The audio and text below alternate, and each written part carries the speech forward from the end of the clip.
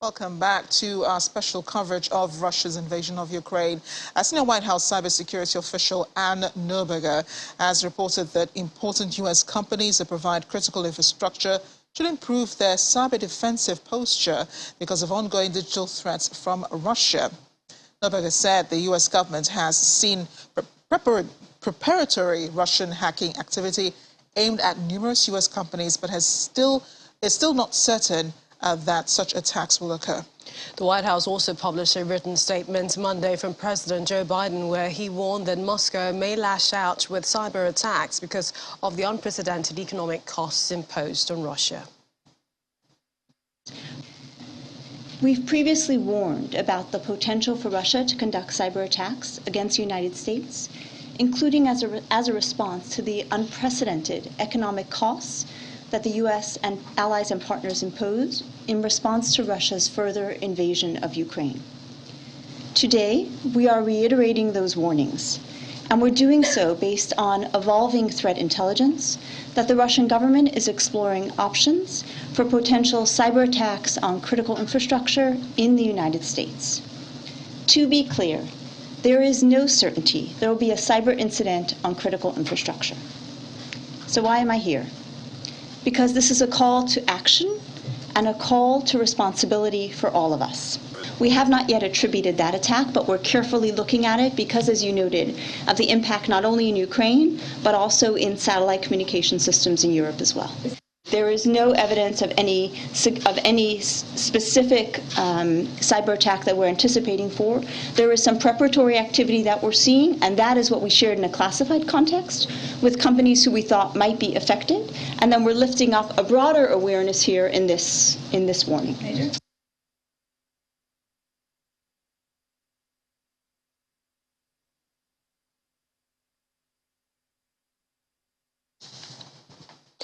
Well, videos of Russia's Vladimir Putin and Ukraine's Volodymyr Zelensky have been used to create deepfakes with a message that favors the adversary. They are not true, but they still quickly spread online.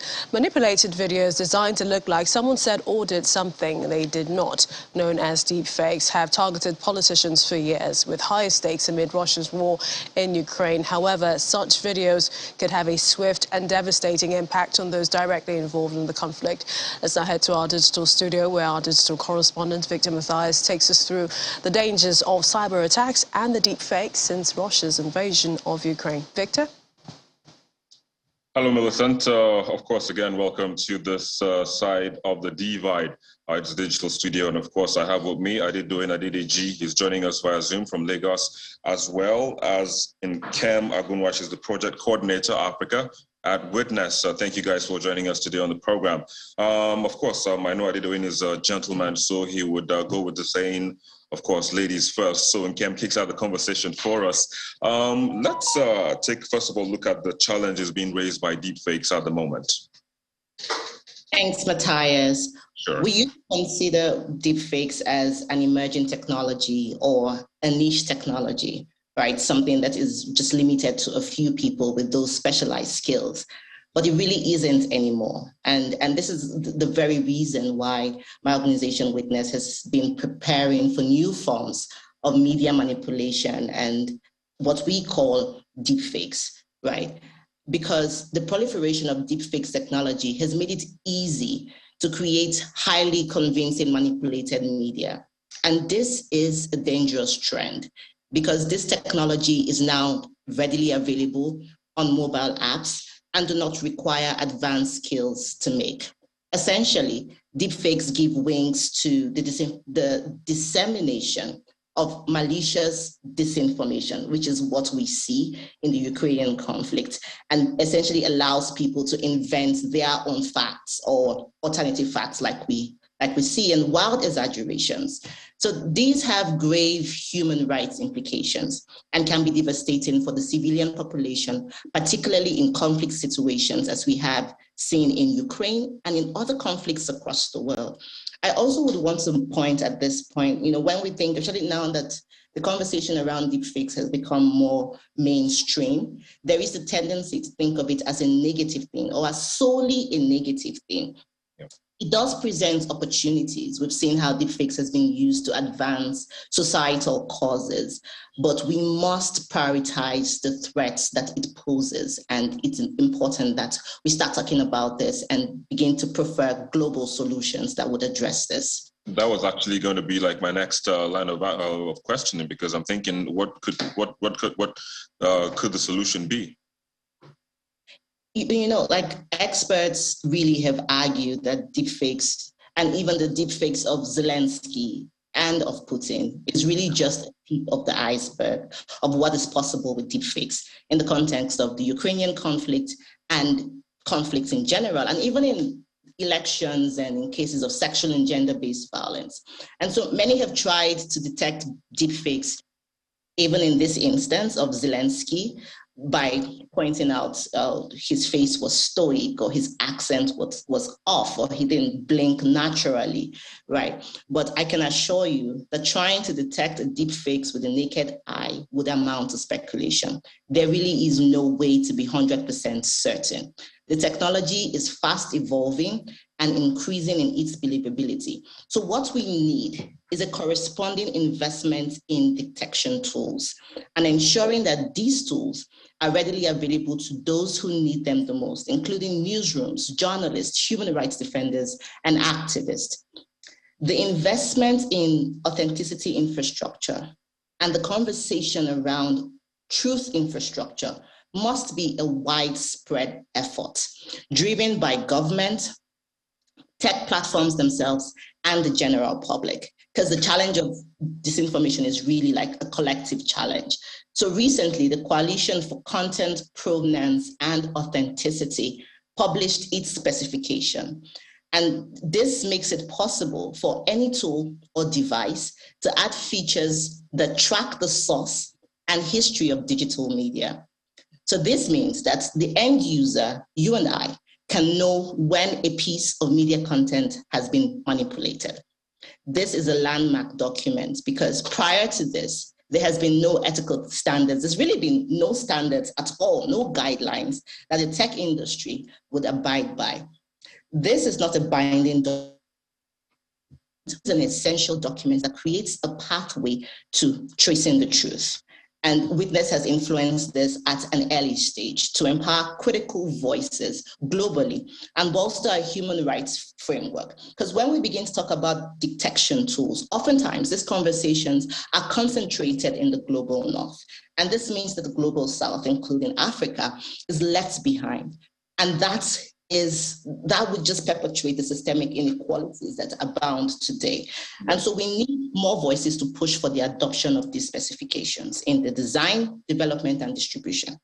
Yeah, so I was already thinking, it's good to be mentioned of some of these things, especially this document that you said it was just published, because I'm thinking, when deepfakes are created by the talented and skillful people who, create these fakes, the first platform they use to share these is the social media. So Facebook, YouTube, and whatnot. What role do you think these big tech can play? Apart from, of course, the investment that you spoke about? Yes, there's a huge role that they can play and should play, because social media platforms have consistently underinvested in responding to human rights challenges in countries around the world where people rely on their services. Social media has become like a helpline where people are able to galvanize support and do a lot of things. But we've seen how social media platforms have failed in Ethiopia, in Syria, Myanmar. And so the Ukrainian conflict is really not an exception. However, I must say that they have shown some bold moves, and I've seen that they try to curtail the spread of disinformation, such as labeling or blocking of state-sponsored or state-affiliated media and other safety measures. But this is not sufficient. These are reactive efforts, which means that they will continue to play catch-up while the civilian population is trapped in the middle. So I feel like this is a time where the tech industry as a whole, particularly tech platforms, social media, the big names, must begin to reflect and decide what is priority to them. We have seen them consistently prioritize profit, prioritize the investors and the shareholders over the communities that rely on them. But they have a responsibility to protect human rights. And there are some things that can be done, right? As simple as in-app reverse image search. So pretty much, maybe improve their algorithms to be able to track some of these things. But let me just hold you there for a bit and then bring Adedoyin into the conversation. Adedoyin, you just heard the statement from the White House. They are putting in place measures. They're being, careful. They believe Russia is at any point in time, going to launch a cyber attack. How possible is this, and to what end can this be happening at this point in time? Okay, thank you very much. The first thing we should understand is cyber warfare has always been one of the major tools of Russia. Up until this invasion, you would agree with me that I think in the last few months, there have been consistent cyber attacks on major infrastructure in Ukraine. I think that those are one of the pointers. The frequency of attacks against Ukraine were one of the few pointers that a number of intelligence agencies were looking at to determine Russia's actions. So for Russia, that they're under pressure with the war in Ukraine, might not also be risking a full-blown war with a country like America. So a softer way to deal with America is to attack their critical infrastructure. And I think those are one of the things that the president of Russia had actually mentioned when he was talking about that there will be consequences for those that support Ukraine. So whatever those consequences are, I bet that cybersecurity is on that list. And one of the things that I feel that the West, America and the allies are trying to do is to drum up support and let people be aware that these are some of the things that will likely happen in the coming days or in the coming months. So definitely, I think the idea and the notice is quite valid for people to pay attention to the fact that Russia could definitely attack critical infrastructures in the US. I know most of the countries in Africa, have not really taken a stand, as to, where they are, in all of this. But what should, just again for being, on the safe side, what should everyone be doing right now that, America is already saying that it could happen? What should everyone else be doing to ensure that their critical infrastructure, is protected and is safe from invasion in the cyberspace? Okay, let me quickly mention one thing that is also evolving, which everybody should pay attention to, is the fact that while Russia wants to launch cyber attacks, there are also individual actors across the world that are launching counter attacks against Russia itself. And for example, the Anonymous group has been quite active in the last few weeks, hacking into several, even as much as hacking into TV stations in Russia and all that. Even the glitch that happened during the Russian president's campaign recently. Well, some said it's probably due to attempt attacking the broadcast. So all these are happening, and one of the drawbacks to this problem is when you call everybody to a fight, you can't expect what the fallout will be. So people are creating tools to attack Russia today. They are creating tools to penetrate systems. Recently, I think about 2 days ago, I was reading like a report from an anonymous member saying that they could get into phones and send out messages to phones once they have a phone number. So what it means is that when all this is over, the problem is that there might be too many tools that will be available for people to use it for criminal intents. Do you understand? Some of these tools might be created by activists, but then we would always see some of these things cascading into the dark web for people to use for malicious purposes. So for Africa, I think the challenge would always be that we need to raise our stake. We need to raise our cybersecurity awareness measures. We need to let people understand that these are the consequences of what is happening across the world and educate people, because education, like what the American government is doing, is a form of education to their citizens that, look, this is likely what would happen. So you need to pay attention to this thing. And I think governments across Africa also need to do things like that, meaning you need to inform your citizens that these are some of the things that we need to do. So the various information agencies of government across Africa need to do more by educating people. And also we need to invest in more in cybersecurity, definitely, and have what we call like a national plan, national cybersecurity defense plan, so that when things like this happen, there's always a response. And I think it's important also, like the Americans are trying to do, which is to bring in the private sector. All right. Let's build a robust synergy between government and private sector to make things work out. All right. Just in winding down, Kem, in 30 seconds, what would be the impact, of deepfakes, especially to Ukrainians and Russians that are cut out right now, from everything, globally? Unfortunately, what it does is it creates a liar's dividend. So essentially, this gives plausibility to false information and directly undermines the truth. And the truth, So just the truth documented by frontline documenters who are risking their lives to capture authentic fact-based evidence of human rights violations. So this directly undermines their efforts.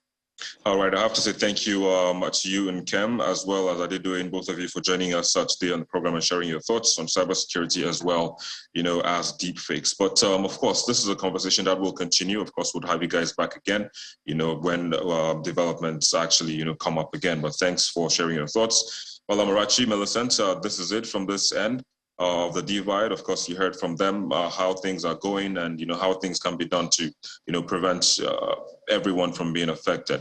So I'll hand it over back to you guys at this point. Thanks, Victor Matthias, they are digital correspondent. Of course, you can follow the discussions there online on our social media platforms. Still ahead, when brothers unite, a Russian artist and a Ukrainian come together to promote peace and unity through a giant work of art. Please stay with us.